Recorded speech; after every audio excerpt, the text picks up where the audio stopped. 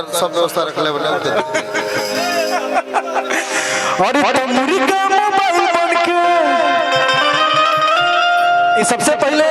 ये गाना आप सबके छोट भाई सनिए गए रहे 2007 में और ये गाना के बहुत लोग गइलस बड़ा बड़ा स्टार लोग भी गइलस छोटा स्टार लोग भी गइलस मीडियम स्टार लोग भी गइलस लेकिन सबसे पहले आप सबके छोट भाई सनिए के आप सब प्यारा से बताएं ओकरा के तहे दिल से बहुत बहुत धन्यवाद का गवा हरि त मुर्गा मोबाइल बन के झोली में बोला ताते मुर्गा मोबाइल बन के झोली में बोला ताते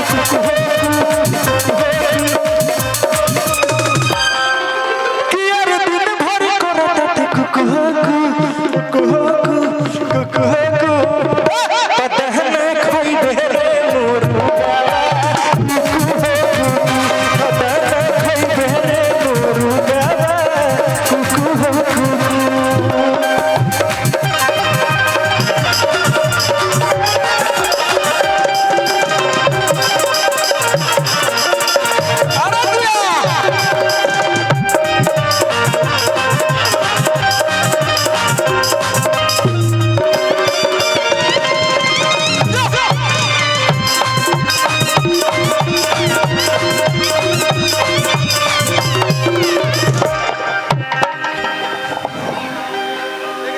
ताते अपन बना के दिलवा लगा के सबका के नंबर बता दे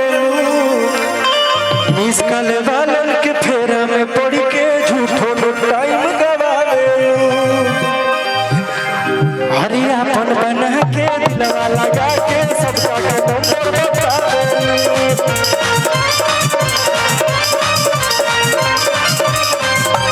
मिस कॉल वालन के फेरा में पड़ के झूठो टाइम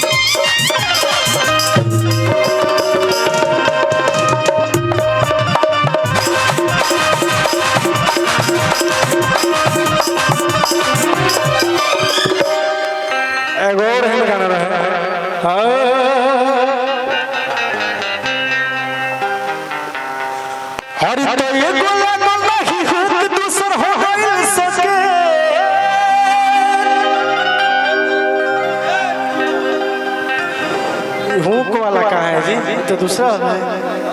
तो ये गोला गोला ही हुक दूसर हो गई सके कि तहरा चोली खातिर भई तोरे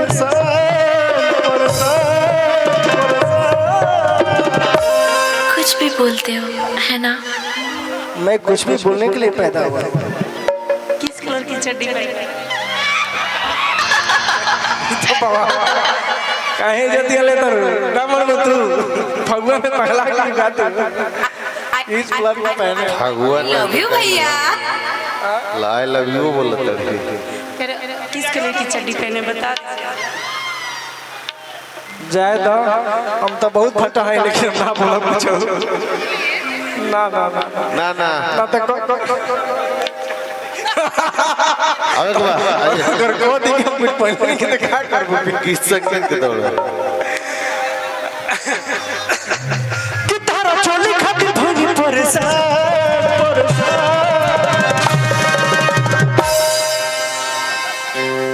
ना मन अकेले में बताए चला बाद में बताता। और तो चलिए के कटी का दुकान, चलिए के कटी का दुकान, चलिए के कटी का दुकान,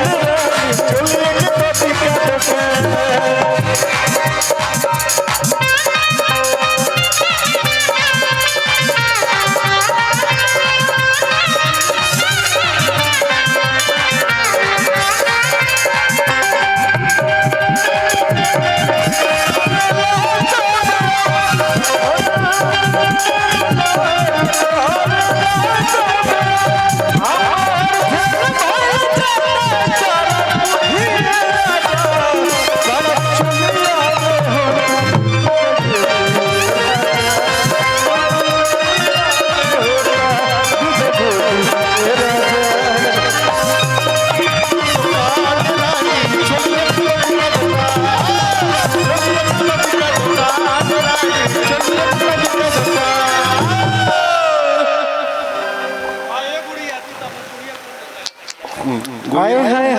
गुड़िया तर गुड़िया खुश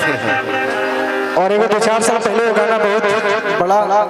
वायरल भय रहे, बहुत वो गाना के आपसे प्यारा से बदलने गाना कैसे रहे। हरी तो तू दिखावेलू छछनावेलू किला लचावेलू न छुआवेलू और तो दिल के हुके आज जोनी तोड़ा आ कमर कस के झकझोरा चोली में नोट बिटोरा। हाय हो अरे तू दिखावेलू छछनावेलू ललचावेलू नछुआवेलू, तू दिखावेलू छछनावेलू ललचावेलू नछुआवेलू अबुल के हुके आज तुम तोड़ा।